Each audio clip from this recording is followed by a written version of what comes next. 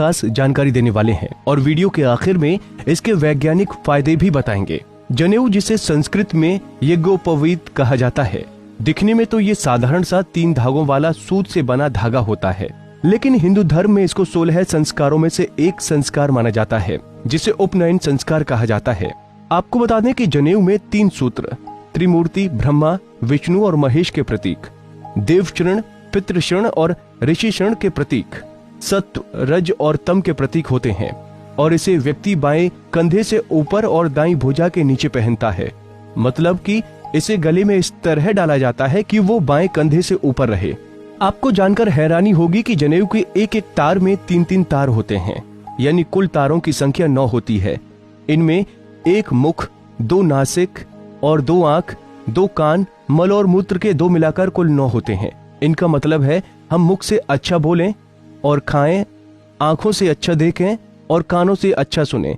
जनेऊ में 5 गांठ लगाई जाती हैं, जो ब्रह्म, धर्म, अधर्म, काम और मोक्ष का प्रतीक है। ये 5 यज्ञों, 5 ज्ञानेंद्रियों और 5 कर्मों के भी प्रतीक हैं।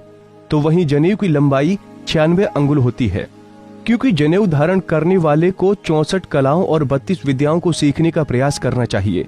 वैसे तो सही मायने में बच्चा जब 8 साल का हो तभी जनेऊ पहना देना चाहिए, उसके बाद ही शिक्षा शुरू करानी चाहिए। लेकिन आज के समय में ऐसा नहीं होता है, इसलिए शादी के पहले जनेऊ पहनाया जाता है। तो चलिए अब आपको बताते हैं जनेऊ धारण करने के बाद के नियम। सबसे पहले तो मलमूत्र विसर्जन के दौरान जनेऊ को दाहिने कान पर चढ़ा लेना चाहिए और हाथ स्वच्छ करके ही उतारना चाहिए। इसका मूल भाव ये है कि जनेऊ कमर से ऊंचा हो जाए और अपवित्र न हो, और अगर जनेऊ का कोई तार टूट जाए या 6 माह से अधिक समय हो जाए तो बदल देना चाहिए। खंडित प्रतिमा शरीर पर नहीं रखते। धागे कच्चे और गंदे होने लगे तो पहले ही बदल देना उचित है। तो वहीं घर में जन्म मरण के सूतक के बाद इसे बदल देने की परंपरा है। जिनके गोद में छोटे बच्चे नहीं हैं, वो महिलाएं भी जनेऊ संभाल सकती हैं, लेकिन उन्हें हर मासिक धर्म के बाद इसे बदल देना पड़ेगा। इसके अलावा बता दें कि जनेऊ को शरीर से बाहर नहीं निकाला जाता। साफ करने के लिए भी इसे कंठ में पहने रहकर ही घुमाकर धो लेते हैं। भूल से उतर जाए तो प्रायश्चित की एक माला जप करने या बदल देने का नियम है। अब ये तो आप समझ ही गए होंगे धार्मिक दृष्टि से जनेऊ कितना फायदेमंद है, लेकिन हम आपको इसके सेहत से जुड़े फायदे भी बताने वाले हैं। जो लोग जनेऊ पहनते हैं और इससे जुड़े नियमों का पालन करते हैं, वो मलमूत्र त्याग करते वक्त अपना मुंह बंद रखते हैं। इसकी आदत पड़ जाने के बाद लोग बड़ी आसानी से गंदे स्थानों पर पाए जाने वाले जीवाणुओं और कीटाणुओं के प्रकोप से बच जाते हैं।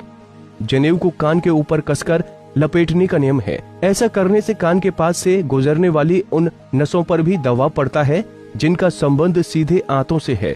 इन नसों पर दबाव पड़ने से कब्ज की शिकायत नहीं होती है।